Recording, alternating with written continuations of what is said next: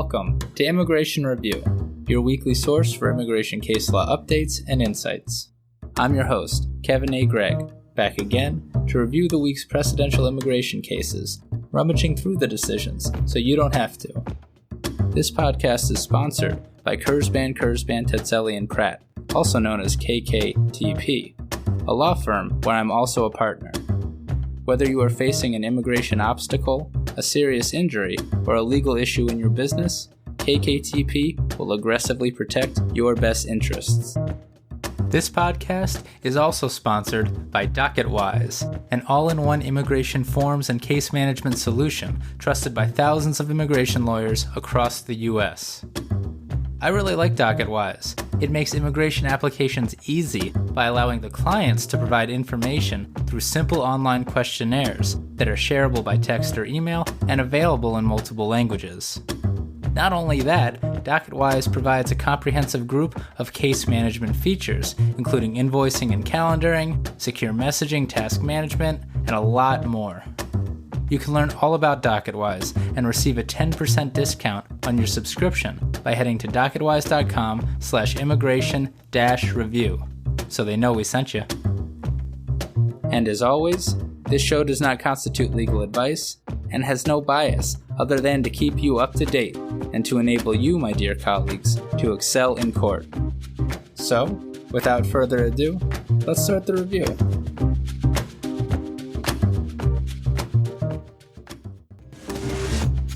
As expected, it was a bit of a quiet week for the circuits, but I still have 3 cases for you, taking us from Indonesia to the Congo.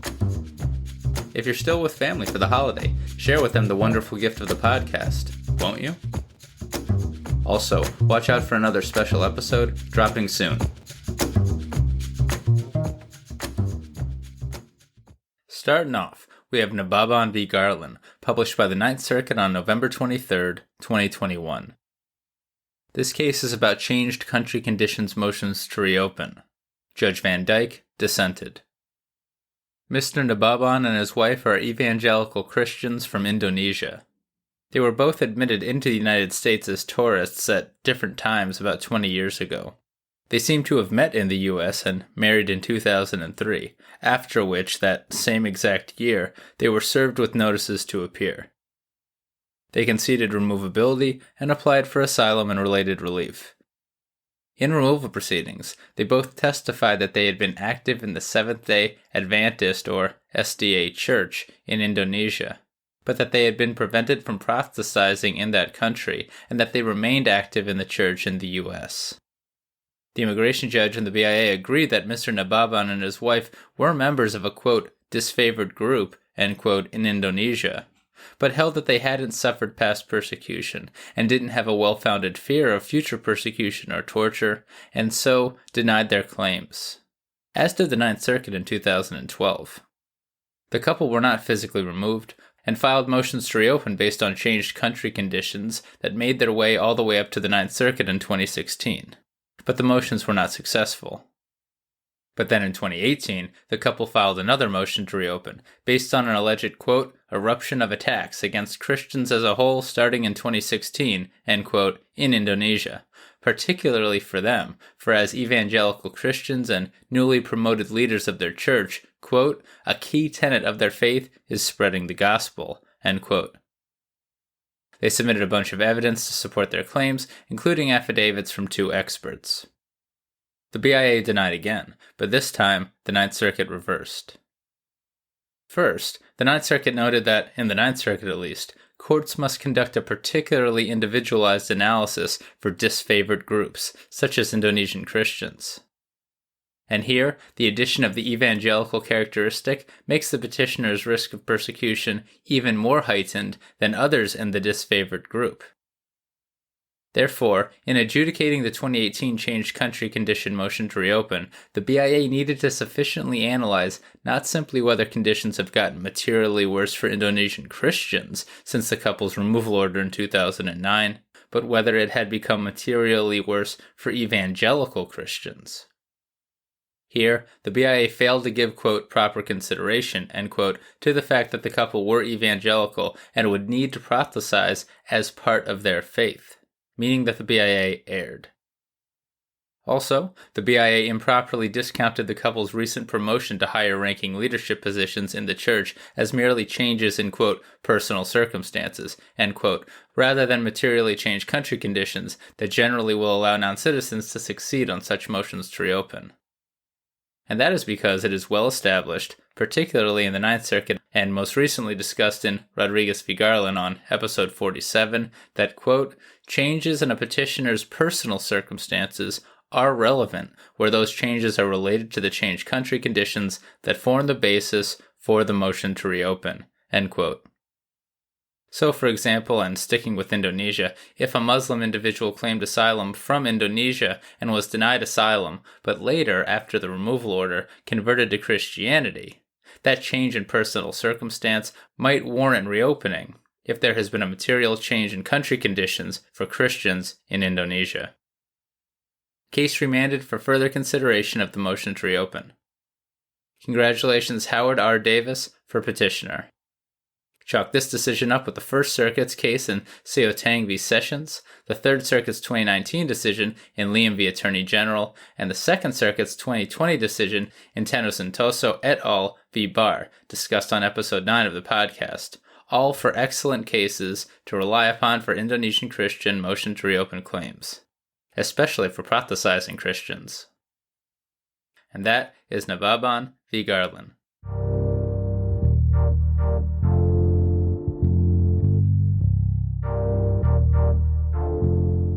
Next is Jiang v. Garland, published by the Second Circuit on November 24th, 2021. Similar but not identical to the Fifth Circuit decision discussed last week, this case is about orders to show cause and Niz-Chavez type arguments. Mr. Jiang is from China and was served with an order to show cause, or OSC, in 1994, charged as being in the United States without inspection in pre-Pereira deportation proceedings. The OSC lacked the time and place of Mr. Jiang's first deportation hearing, but he received a follow-up notice in 1995 with that information. Mr. Jiang applied for asylum, which an IJ denied in 1996, but the IJ did grant Mr. Jiang post-conclusion voluntary departure, as did the BIA on appeal. Mr. Jiang did not depart the United States, meaning that the voluntary departure order transformed into a final order of deportation. Over the next 20 years, Mr. Jiang had U.S. citizen children and never obtained a criminal record, and in 2018, he filed a motion to reopen his deportation proceedings with the BIA. Now, of course, during that time, the law changed a lot. Most notably, IRIRA went into effect in 1997, just after the BIA dismissed the appeal in this case, and in that law, Congress replaced the easier-to-obtain suspension of deportation relief with non-LPR cancellation of removal, requiring that a non-citizen have 10 years continuous physical presence in the U.S. to even potentially qualify.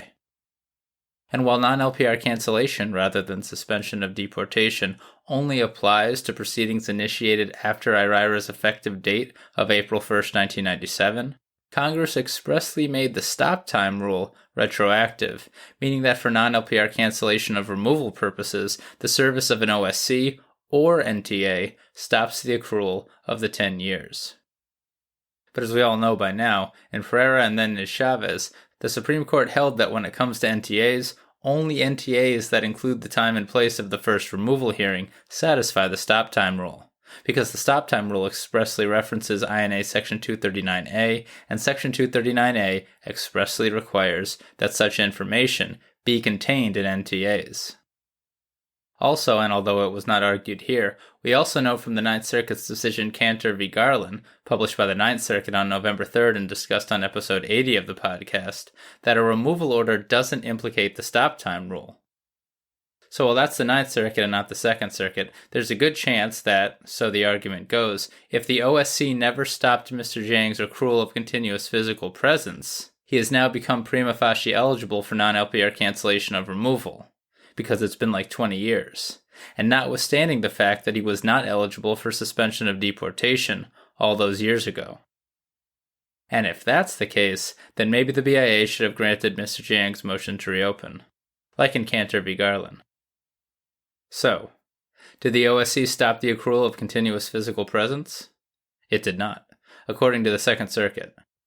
And that's because OSCs, unlike NTAs, are not defined by INA Section 239A, but rather by a completely different and since replaced statute. As we discussed last week in that Fifth Circuit case, that former statute did not require the time and place of the first hearing to be only in OSCs, but instead allowed for that information to be contained in follow-up hearing notices. Therefore, said the Second Circuit, there's nothing deficient about the OSC Mr. Jiang received. And because it's not deficient, it triggered the stop time rule, Pereira, which again made the stop time rule retroactive and triggered by OSCs. This holding apparently aligns with published and unpublished decisions in the 7th, 9th, and 11th circuits, and in this podcaster's opinion, more circuits to come. Mr. Jiang therefore lost his petition and will not have his proceedings reopened. One more thing.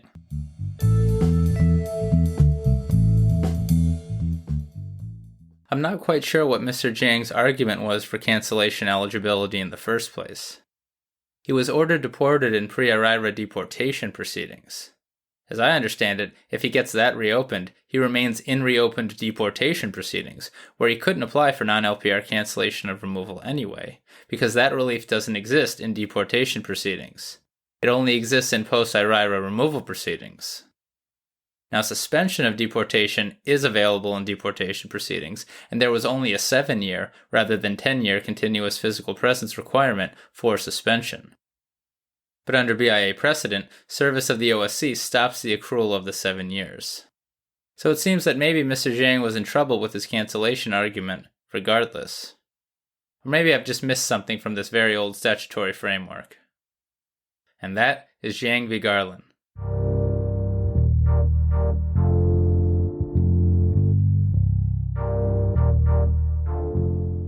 Finally, we have Mbonga v. Garland, published by the Sixth Circuit on November 22nd, 2021. Welcome back to the podcast, Sixth Circuit. This decision is about asylum and fundamental changes in country conditions. Mr. Mbonga is from the Democratic Republic of Congo, and, as a young man, refused requests from representatives of the ruling People's Party for Reconstruction and Development to get involved in acts of political violence against rival parties. Instead, he became involved with a rival political party, the Union for Democracy and Social Progress. In response, government police detained and beat Mr. Mbonga on 2 occasions, and on one occasion until he lost consciousness. I know I talk a bit casually about this stuff on the podcast, but can you imagine that actually happening to you? It's crazy. Mr. Mbonga woke up in a medical center where he remained for 4 days. The final act of torture occurred in 2015 when police detained him and again tortured him in a detention center for 4 days.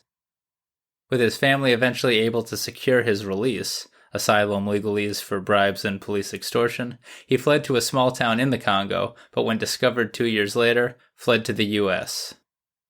He was placed in removal proceedings where he brought claims for asylum and related relief. Now actually, an IJ and then seemingly the BIA denied relief and protection by finding Mr. Mbonga not credible.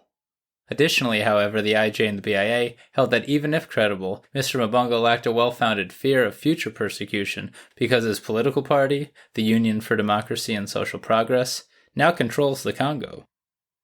On petition for review, the Sixth Circuit didn't address adverse credibility because it found the latter holding correct and dispositive. Assuming Mr. Mbonga suffered past persecution on account of his political opinion, as the Sixth Circuit did here, he's due asylum unless an IJ denies as a matter of discretion, or unless DHS meets its burden to establish, based on a preponderance of the evidence, that the applicant can reasonably relocate to avoid the harm, or that a fundamental change in circumstances has occurred such that the applicant no longer has a well-founded fear. To meet that fundamental change burden, DHS must, quote, tie that change to the specific refugee's situation by showing that the refugee now lacks a well-founded fear of persecution, end quote. Emphasis in the original. However, and while this is not necessarily the law in all circuits, in the Sixth Circuit, general sources, such as the Department of State reports and other credible reports, quote, regularly meet the government's burden, end quote, provided that the reports have information sufficiently tied to the non-citizen's experience. According to the Sixth Circuit, a change in political parties is the type of evidence that qualifies to meet that burden, particularly where, as here, a non-citizen has been harmed by a rival political party, and particularly where, as found by the IJ here, the rival parties are now sharing power, I guess a bit peacefully. With DHS having met its burden, the burden returned to Mr. Mbonga to show that he nevertheless had a well-founded fear of persecution.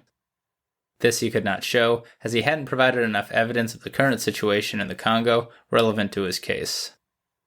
The Sixth Circuit determined that Mr. Mbonga had waived any challenge to the denial of humanitarian asylum, a form of relief that doesn't actually require a well-founded fear showing, and that he had waived cat protection too, and so the Sixth Circuit affirmed the removal order. But here's some good to support your asylum briefs.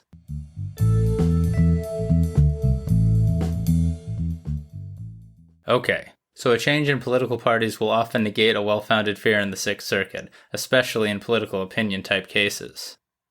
But if merely such a, quote, change can rebut a refugee's fear of persecution if that fear is tied to the now outdated opposition to the prior government, end quote, so too should a non-citizen's well-founded fear return based on a return to power by the persecuting political party. Makes sense to me to argue. Think, just like the Sixth Circuit did, Albanian asylum cases, where the political parties seem to leave and return every few years.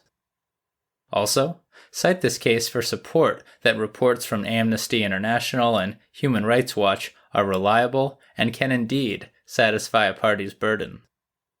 Finally, and though I admit I'm quoting this a bit out of context, the Sixth Circuit states that Department of State reports are pretty general and, quote, do not include this granular level of detail about a specific risk to a specific refugee, end quote.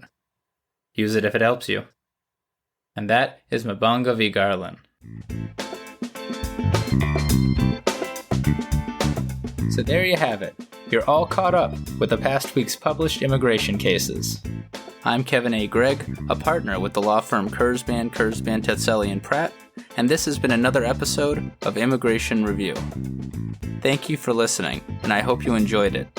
If you did, please share it with a friend, and rate and review us. Each review helps new listeners find the show. And of course, subscribe to Immigration Review wherever you get your podcasts.